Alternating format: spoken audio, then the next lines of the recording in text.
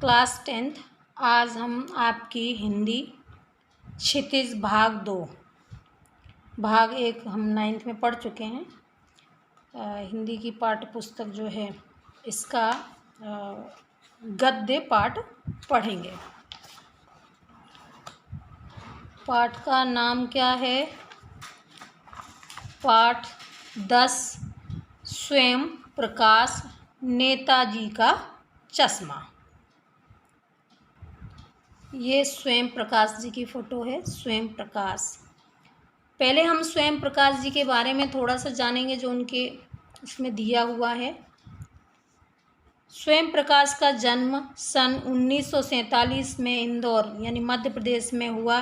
Mechanic engineering की पढ़ाई करके एक औद्योगिक प्रतिष्ठान में नौकरी करने वाले स्वयं प्रकाश का बचपन और नौकरी का बड़ा हिस्सा राजस्थान में बीता।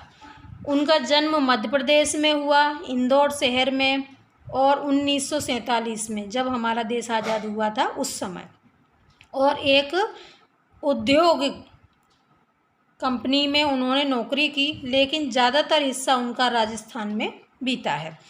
फिलहाल स्वैच्छिक सेवानिवृत्ति के बाद वे भोपाल में रहते हैं और वसुधा पत्रिका के संपादन से जुड़े हुए हैं।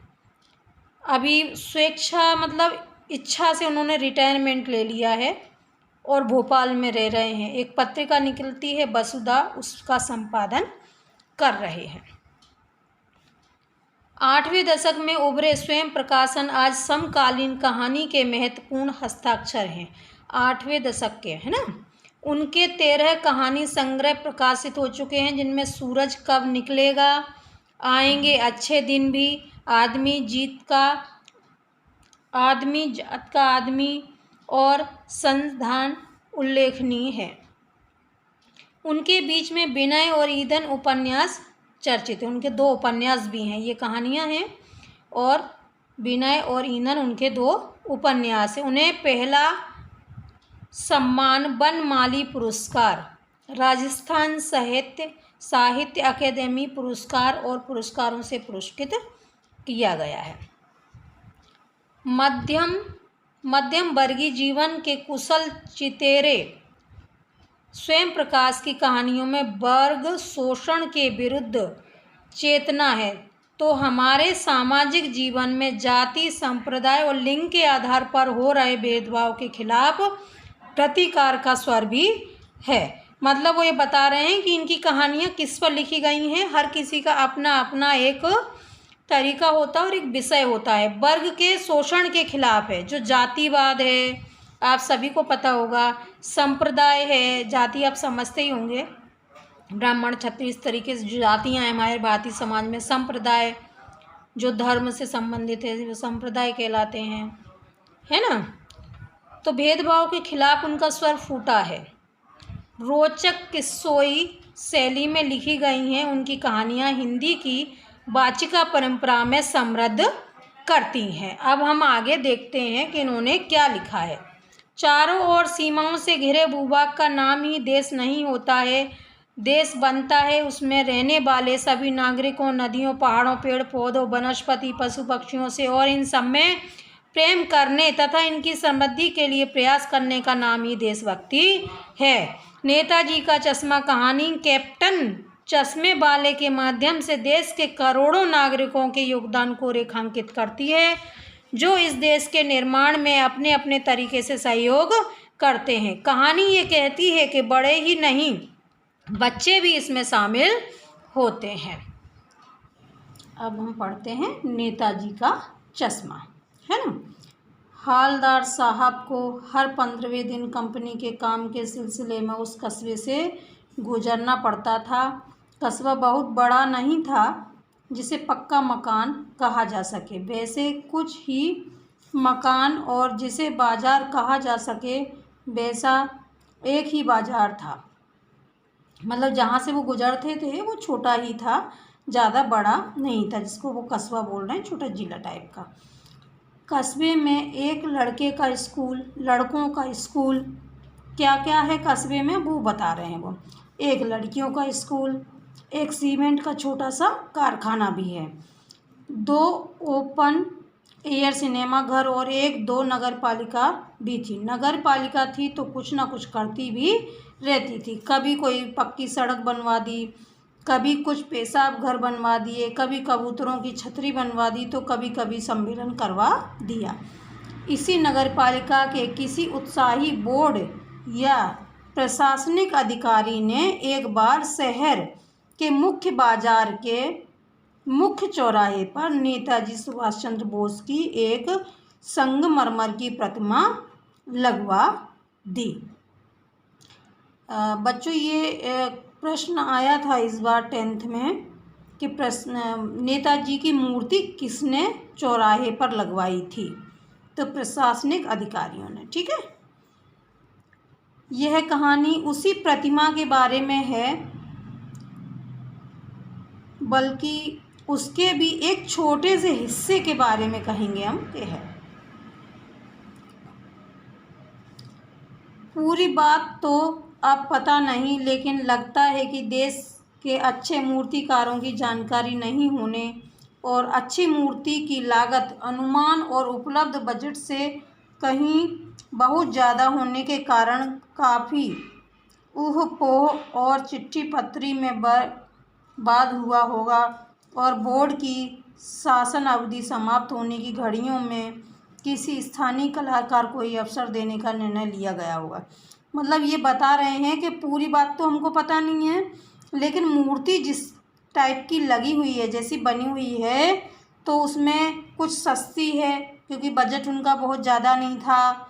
फिर और भी कई कारण थे, किसी ने किसी को लेटर लिखा, सरकारी काम थे तो उनमें और भी ज़्यादा समय जो था वो निकलता चला गया। और फिर वहीं जो एक मूर्तिकार था जो उस कस्बे का था, मूर्ति बनाता था, उसी को ऑर्डर उन्होंने आगे दिया।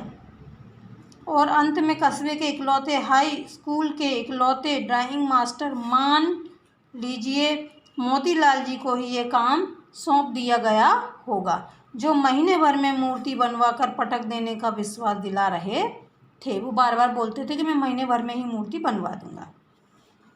हालांकि इतनी बड़ी नेताजी की मूर्ति महीने भर में नहीं बन सकती है, लेकिन वो ऐसा बोला करते थे। जैसा कि कहा जा चुका है, मूर्ति संगमरमर की थी। टोपी की नोक से कोट के दूसरे बटन तक कोई 2 फुट ऊंची, जिसे कहते हैं वस्ट, और सुंदर भी थी।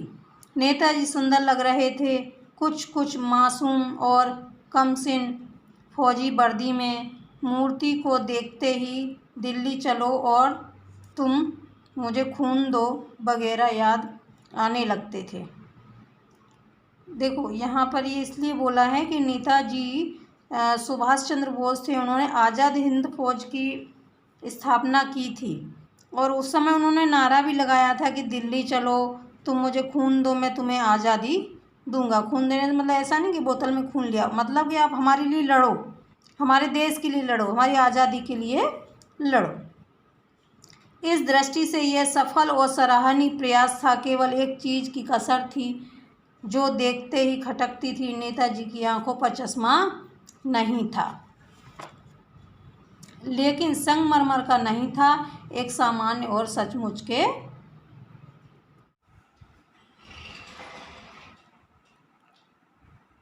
चश्मे का चौड़ा काला फ्रेम मूर्ति को पहना दिया गया था। हालदार साहब जब पहली बार इस कस्बे से गुजरे और चौराहे पर पान खाने रुके, तभी उन्होंने इस लक्षित चिन्हित किया और उनके चेहरे पर एक कौतूहल भरी मुस्कान फैल गई। हालदार साहब जब उस शहर में पहली बार निकले वहाँ से, तो वो चौराहे पर वो रुक गए पान खाने के लिए, जहाँ पर नेताजी की मूर्ति लगी हुई थी। और कौतूहल मतलब आश्चर्यजनक तरीके से एकदम से उनकी निगाहें एकदम उस मूर्ति की तरफ गईं। वाह भाई, ये आइडिया भी ठीक है। मूर्ति पत्थर की लेकिन चश्मा रियल का। जैसा कि आपको ऊपर बता दिया है कि मूर्ति बनने के बाद संगमरमर का चश्मा नहीं बन पाया था, वजह कोई भी रही हो।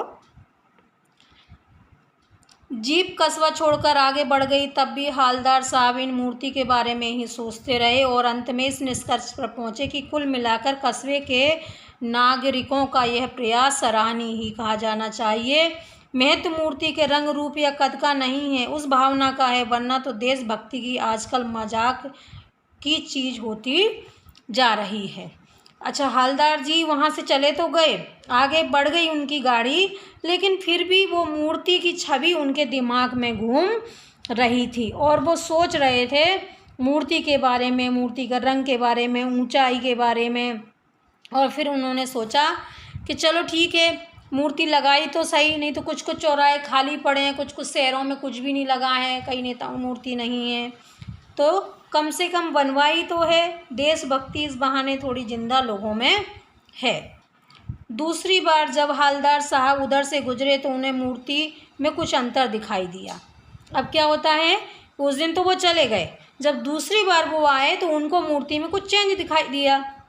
ध्यान से देखा तो पाया कि चश्मा दूसरा है। अब समझ में आया कि हालदार साहब को मूर्ति क्यों अलग अलग सी नज़र आ रही थी, कुछ बदली बदली सी, क्योंकि उनका चश्मा बदल दिया था। अब आप एक काम करना, आपके यहाँ अगर 2-4 चश्मे हों तो लगा के ज़रा कांच के सामने खड़े होकर देखना कि तुम्हारे चेहरे पे क्या होता है, कुछ पर्सनालिटी में फ़र्क आता है कि नहीं, है ना, तो क्या लगा उनको। ठीक है, चलो पढ़ते हैं। पहले मोटे फ्रेम वाला चौकोर चश्मा था, अब तार के फ्रेम वाला गोल चश्मा था। ठीक है, पहले चौकोर था और अब गोल है। हालदार साहब का कौतुक और बढ़ गया। वाह भाई, क्या आइडिया है, मूर्ति कपड़े नहीं बदल सकती लेकिन चश्मा तो बदल सकती है। जब उनका ध्यान गया, उनने देखा कि चश्मा बदल चुका है, तो उन्होंने बोला कि मूर्ति के कपड़े नहीं बदले जाते हैं लेकिन चश्मा तो बदला ही जा सकता है। ठीक है, तीसरी बार फिर नया चश्मा। जब हालदार साहब उस दिन भी चले गए, तीसरी बार जब वो वहाँ से गुजरते हैं तो फिर उन्होंने वही वाकया देखा कि चश्मा फिर से बदला हुआ। हालदार साहब की आदत पड़ गई हर बार कस्बे से गुजरते समय चौराहे पर रुकना, पान खाना और मूर्ति को ध्यान से देखना। एक बार जब कौतूहल दुर्दमनी हो उठा तो पान वाले से ही पूछ लिया, क्यों भाई, क्या बात है, ये तुम्हारे नेताजी का चश्मा हर बार बदल कैसे जाता है। अब हालदार साहब क्या, वहाँ से जब गुजरते थे तो वो पान वाले के यहाँ रुक ही जाते थे और मूर्ति को भी देखते थे। तो अब उनसे रहा नहीं गया तो उन्होंने पान वाले से पूछ ही लिया कि भाई आपकी ये मूर्ति का चश्मा कैसे बदल जाता है। पान वाले के खुद के मुंह में पान ठुसा हुआ था। वह एक छोटा, काला, मोटा और खुश मिजाज आदमी था। हालदार साहब का प्रश्न सुनकर वे आंखों ही आंखों में हंसा। उनकी तोंद थिरकी। पीछे घूमकर उसने दुकान के पीछे पान थूका और अपनी लाल काली बत्ती सी दिखाकर बोला, कैप्टन चश्मे वाला करता है। जब पान वाले से उन्होंने पूछा तो उसने अपना पान जो मुंह में खाया हुआ था तो बोल नहीं पा रहा होगा उस वजह से, तो आंखों ही आंखों में उसने हंस कर के जवाब दे दिया कि हाँ मैं आपकी बात का जवाब देता हूँ। पान का पहले थूका, पान का जो थूकू को उसके मुंह में भरा हुआ था, और फिर उसने बताया कि एक व्यक्ति हैं जिनको हम कैप्टन चश्मे वाला बोलते हैं, वो करते हैं ये काम। क्या करता है हालदार साहब कुछ समझ नहीं पाए। हालदार साहब को समझ नहीं आया कि वो करता क्या है, कैप्टन साहब जो हैं वो क्या करते हैं, हालदार साहब को नहीं समझ में आया। आगे पान वाला बोलता है, चश्मा चेंज कर देता है। पान वाले ने समझाया, हालदार साहब को बोला कि कुछ नहीं, वो तो चश्मा चेंज कर देता है। क्या मतलब, क्यों चेंज कर देता है हालदार साहब, आप भी नहीं समझ पाए। सही बात है, आप भी नहीं समझे होंगे, मैं भी नहीं समझी होंगी, भाई वो चश्मा क्यों चेंज कर देता था। चलिए आगे पाठ में पढ़ते हैं। कोई गिराक आ गया समझो, उसको चौड़े चौखट चाहिए तो कैप्टन किरदार से लाएगा, किधर से लाएगा, तो उसको मूर्ति वाला दे दिया, उधर दूसरा बिठा दिया। अब ये देसी भाषा में बोला है इस लाइन में उसने, पान वाले ने, कि अगर मान लो कैप्टन साहब का कोई ग्राहक आ गया तो वो मूर्ति पर लगा हुआ चश्मा अगर उनको पसंद आ गया तो मूर्ति से निकाल करके चश्मा ग्राहक को दे दिया और दूसरा चश्मा सुभाष चंद्र जी को जो मूर्ति है उसमें लगा देते थे। अब हवलदार साहब को बात कुछ कुछ समझ में आ गई। एक चश्मे वाला है जिसका नाम कैप्टन है, उसे नेताजी की बगैर चश्मे वाली मूर्ति बुरी लगती है, बल्कि आहत करती है, मानो चश्मे के बगैर नेताजी को असुविधा हो रही हो। इसलिए वह अपनी छोटी सी दुकान में उपलब्ध गिने चुने फ्रेमों में से एक नेताजी की मूर्ति पर फिट कर देता है। लेकिन जब कोई ग्राहक आता है और उसे वैसी ही फ्रेम की दरकार होती है, मतलब कि मांग होती है, तो वैसा मूर्ति पर लगा होता है, वैसा ही कैप्टन उसको निकाल करके दे देते हैं। अब हवलदार साहब को समझ में आ गई बात।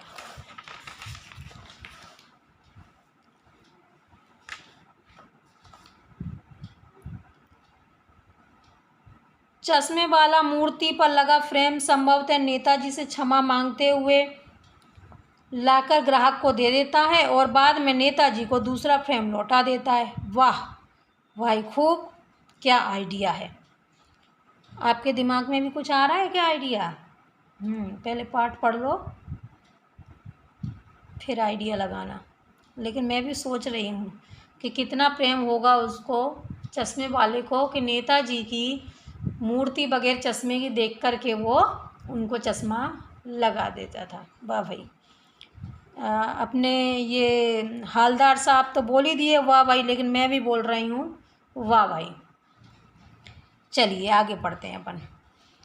लेकिन भाई एक बात अभी भी समझ नहीं आई। हवलदार साहब ने पान वाले से फिर पूछा, नेताजी का ओरिजिनल चश्मा कहाँ है? अब हवलदार साहब जी भी खूब हैं, उनने पूछ ही लिया कि इनका ओरिजिनल कहाँ है। पान वाला दूसरा पान मुंह में ठूस चुका था। दोपहर का समय था, दुकान पर भीड़ भाड़ अधिक नहीं थी। वह फिर आँखों में हंसा, उसकी तोंद थिरकी, कत्थे की डांडी फेंक, पीछे मुड़कर उसने नीचे पीक थूकी। जो पान खाते हैं, पान का जो मुंह में थूक भरा होता है उसको पीक बोलते हैं। पीक थूकी और मुस्कुराता हुआ बोला, मास्टर बनाना भूल गया। मतलब कि नेताजी का चश्मा मास्टर जो मूर्ति बना रहा था वो चश्मा बनाना भूल गया, ऐसा पान वाले ने हवलदार को बताया। पान वाले के लिए एक मज़ेदार बात थी, लेकिन हवलदार साहब के लिए चकित और द्रवित करने वाली। यानी ये ठीक ही सोच रहे थे। मूर्ति के नीचे लिखा, मूर्तिकार मास्टर मोतीलाल बाकी कस्बे का अध्यापक था। बेचारे ने महीने भर में मूर्ति बनाकर पटक देने का वादा कर दिया होगा, बना भी ली होगी, लेकिन पत्थर के पारदर्शी चश्मा कैसे बनाया जाए, कांच वाला ये तय नहीं कर पाया होगा। यह कोशिश की होगी, असफल रहा होगा, या बनाते बनाते कुछ और बारीकी के चक्कर में चश्मा टूट गया होगा, या पत्थर का चश्मा अलग से बनाकर फिट किया होगा, यह निकल गया होगा। उफ, अब ये जो पैराग्राफ है इसमें हवलदार साहब खुद ही इतनी सारी चीज़ें सोच रहे हैं कि चश्मा बनाया कि नहीं बनाया, बनाया तो पत्थर का बनाया, फिर कैसे लगाया तो टूट गया, वगैरह वगैरह। चलो आगे देखते हैं। हवलदार साहब को यह सब कुछ बड़ा विचित्र और कौतूहल भरा लग रहा था। क्या लग रहा था कौतूहल भरा? कि वो चश्मे वाला उनको चश्मे लगाता है और निकालता है। इन्हीं ख्यालों में खोए खोए पान के पैसे चुकाकर चश्मे वाले की देशभक्ति के समक्ष नतमस्तक होते हुए वे जीप की तरफ चले, फिर रुके, पीछे मुड़े और पान वाले के पास जाकर पूछा, क्या कैप्टन चश्मे वाला नेताजी का साथी है या आज़ाद हिंद फौज का भूतपूर्व सिपाही? देखो हवलदार साहब के बात हजम ही नहीं हो रही थी, तो वो सोच रहे थे कि कितना विचित्र माहौल है कि वो चश्मा लगाता है, निकालता है, बेचता है। तो फिर से वो पान वाले से पूछ बैठा कि क्यों भैया, ये जो कैप्टन साहब है वो नेताजी के दोस्त हैं क्या? तो उन्होंने बोला कि नहीं। पान वाला नया पान खा रहा था। पान पकड़े अपने हाथ को मुंह में 1.5 इंच दूर रोक कर उसने हवलदार साहब को ध्यान से देखा, फिर अपनी लाल काली बत्ती सी दिखाई और मुस्कुराकर बोला, नहीं साहब, वो लंगड़ा क्या जाएगा फौज में, ये पागल है पागल, वो देखो वो आ रहा है। आप उसी से बात कर लो, फ़ोटो वोटो छपवा दो उसकी कहीं। मतलब पान वाले ने कैप्टन जो चश्मा बदलता था उसके बारे में बताया कि वो तो लंगड़ा है और पागल है, मतलब सीधा है। जो लोग इस तरीके के काम करते हैं अपने जज्बातों में आके, उनको दुनिया वाले पागल ही बोलते हैं। चलो अपन आगे पाठ पढ़ते हैं।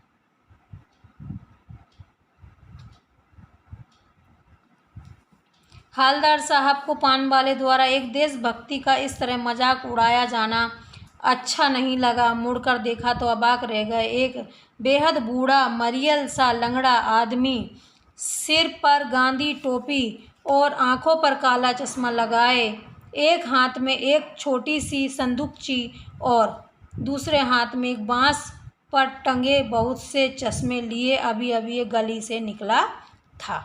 हालदार साहब ने उसको देखा कि कैसा है वो, है ना, कैसा है वो, बूढ़ा है, लंगड़ा है और एक हाथ में संदूकचिया, मतलब छोटी सी पेटी नुमा, और अब एक बंद दुकान के सहारे अपने बांस टिका रहा था। और तो इस बेचारे की दुकान भी नहीं, फेरी वाला लगाता है, मतलब उसकी कोई फिक्स दुकान नहीं है चश्मे वाले की, और वो फेरी लगाता है। फेरी लगाना मतलब घूमना, घूम घूम करके बेचना। हालदार साहब चक्कर में पड़ गए, पूछना चाहते थे इसे कैप्टन क्यों कहते हैं, क्या यही इसका वास्तविक नाम है, लेकिन पान वाले ने साफ बता दिया था कि अब वह इस बारे में और बात करने को तैयार नहीं है। मतलब हालदार साहब तो चाह रहे थे कि कुछ कैप्टन के बारे में और समझें, उनका मन ही नहीं भर रहा था, लेकिन पान वाले के हाव भाव देखकर वो समझ गए कि वो कुछ बताने वाला नहीं है। ड्राइवर भी बेचैन हो रहा था, काम भी था। हालांकि साहब जीप में बैठकर चले गए। 2 साल तक हालदार साहब अपने काम के सिलसिले में उस कस्बे से गुजर रहे और नेताजी की मूर्ति के बदलते हुए चश्मे को देखते रहे। 2 साल तक ये सिलसिला चलता रहा। वो आते और देखते और चले जाते बदले हुए चश्मे देखे। कभी गोल चश्मा होता तो कभी चौकोर होता, कभी लाल तो कभी काला, कभी धूप का चश्मा, कभी बड़े कांच वाला, गोंगों वाला, पर कोई ना कोई चश्मा जरूर होता। उस धूल भरी यात्रा में हालदार साहब को कौतुक और प्रफुल्लता के कारण क्षण देने के लिए, कुछ क्षण देने के लिए, अब हालदार साहब जाते, देखते और निकल जाते और उनको बहुत अच्छा महसूस होता। फिर एक बार ऐसा हुआ कि मूर्ति के चेहरे पर कोई भी कैसा भी चश्मा नहीं था। उस दिन पान की दुकान भी बंद थी, चौराहे की अधिकांश दुकानें भी बंद थी। एक दिन जब वहाँ से गुजरे तो पान की दुकान भी बंद और नेताजी के चेहरे पर चश्मा भी नहीं था। अगले बार भी मूर्ति की आंखों में चश्मा नहीं था। हालदार साहब ने पान खाया और धीरे से पान वाले से पूछा, क्यों भाई, क्या बात है, आज तुम्हारे नेताजी की आंखों पर चश्मा नहीं है? उस दिन तो दुकान बंद थी, लेकिन जब वो अगले बार आए तो दुकान खुली थी। उन्होंने पान खाया और पान वाले से फिर पूछ लिया। पान वाला उदास हो गया। उसने पीछे मुड़कर मुंह का पान नीचे थूका और सिर झुकाकर अपनी धोती के सिरे से आंसू पोंछता हुआ बोला, साहब, कैप्टन मर गया। और उसने बताया कि वो व्यक्ति जो चश्मा बदलता था, बेचता था, वो मर गया। और कुछ भी नहीं पूछ पाए हालदार साहब। कुछ पल चुपचाप खड़े रहे, फिर पान के पैसे चुकाकर जीप में आ बैठे और रवाना हो गए। बार बार सोचते क्या होगा उस कौम का जो अपने देश की खातिर घर गृहस्थी, जवानी, जिंदगी सब कुछ होम देने वाले पर भी हंसती है और अपने लिए बिकने के मौके ढूंढती है। दुखी हो गए। 15 दिन बाद फिर उसी कस्बे से गुजरे। कस्बे में घुसने से पहले ही ख्याल आया कि अब वो वहाँ से चले तो गए, बाकी वो सोचने लग गए कि क्या होगा इस देश का जहाँ पर कि लोग सिर्फ स्वार्थी हो गए हैं और अपने बारे में ही सोचते हैं। कस्बे की हृदय स्थली में सुभाष की प्रतिमा अवश्य प्रतिष्ठित होगी, लेकिन सुभाष की आंखों पर चश्मा नहीं होगा, क्योंकि मास्टर बनाना भूल गया और कैप्टन मर गया। सोचा आज वहाँ रुकेंगे नहीं, पान भी नहीं खाएंगे, मूर्ति की तरफ देखेंगे नहीं, सीधे निकल जाएंगे। ड्राइवर से कह दिया चौराहे पर रोकना नहीं, आज बहुत काम है, पान आगे कहीं खा लेंगे। अब क्या हुआ कि वो सोचते सोचते ही जा रहे थे कि चश्मा बनाना वो भूल गया, और कैप्टन जो चश्मा बदलता था वो मर गया है। तो उनको बुरा लग रहा था अंदर से, इसलिए उन्होंने सोचा कि अब की बार मैं वो पान वाले के यहाँ रुकूंगा नहीं, तो ड्राइवर को बोल दिया। अब आगे क्या होता है। लेकिन आदत से मजबूर आंखें चौराहे आते ही मूर्ति की तरफ उठ गईं। कुछ ऐसा देखा कि चीखें, रोको। जीप स्पीड में थी, ड्राइवर ने ज़ोर से ब्रेक मारे। मतलब ये कि पहले उन्होंने बोल दिया था कि अपन रुकेंगे नहीं, इसलिए ड्राइवर गाड़ी फुल स्पीड में चला रहा था। लेकिन जैसे ही उन्होंने देखा मूर्ति की तरफ, उनकी निगाहें चली ही गईं कि चीखे वो ज़ोर से कि रोको, और ब्रेक मारा ड्राइवर ने ज़ोर से। रास्ता चलते लोग देखने लगे। जीप रुकते न रुकते हालदार साहब जीप से कूद कर तेज तेज कदमों से मूर्ति की तरफ लपके और उसके ठीक सामने जाकर अटेंशन में खड़े हो गए। मूर्ति की आंखों पर सरकंडे से बना छोटा सा चश्मा रखा हुआ था, जैसे बच्चे बना लेते हैं। हालदार साहब भावुक हैं, इतनी सी बात पर उनकी आंखें भर आईं। मतलब ये कि वो कैप्टन तो मर गया, जब चश्मा कई महीनों तक उनकी मूर्ति बगैर चश्मे की रही। लेकिन जब वो ये सोच रहे थे कि अभी भी चश्मा लगा नहीं होगा, लेकिन जब उनकी निगाहें मूर्ति की तरफ गई, उनने देखा कि चश्मा लगा हुआ है, तो वो जीप रुकी नहीं ठीक से, और उससे पहले ही जीप पे से उतर गए, कूद गए, और मूर्ति की तरफ जा कर के उसके सामने सलूट करते हुए खड़े हो गए। क्यों? क्योंकि किन्हीं बच्चों ने मिलकर के एक सरकंडे, मतलब एक देसी लकड़ी होती है जिससे आप आसानी से मोड़ करके कोई भी चीज़ बना सकते हो, वो टूटती नहीं है, उससे बच्चों ने चश्मा बना दिया था उनका।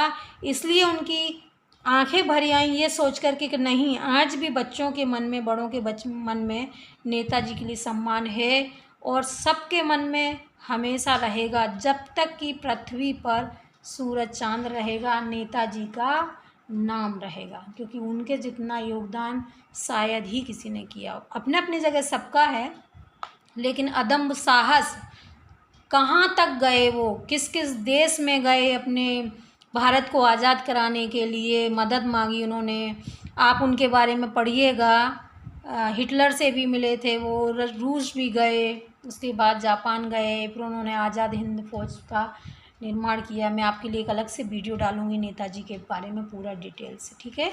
ये पार्ट हमारा हो गया है। अब अगले पार्ट में मैं आपको प्रश्न उत्तर बताऊंगी। अच्छा, ये जो पार्ट मैंने कराया है, इसके बीच बीच में से आपके ऑब्जेक्टिव क्वेश्चन बन करके आते हैं, तो वो आप ज़रूर देखना।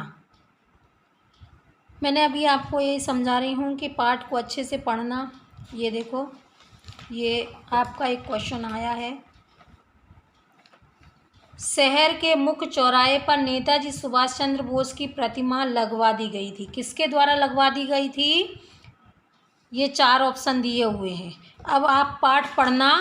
ये दिया हुआ है प्रशासनिक अधिकारी, ये आपका दिया हुआ है उत्तर। यहाँ पर प्रशासनिक अधिकारी ने एक बार शहर के मुख्य बाजार पर नेताजी की संगमरमर की मूर्ति लगवा दी थी, है ना। और ये 2022 में पेपर में आया है। मुख्य चौराहे पर नेताजी की मूर्ति किसने लगवाई थी? तो सही उत्तर क्या? प्रशासनिक अधिकारी ने। ये आपका 2022 का पेपर है, ठीक है। तो आपको पार्ट को लाइटली नहीं लेना है। अभी यहाँ से उन्होंने बनाया है प्रश्न, बीच में से कहीं से भी कैसा भी प्रश्न वो बनाकर आपको दे सकते हैं, इसलिए पार्ट को अच्छे से पढ़ना।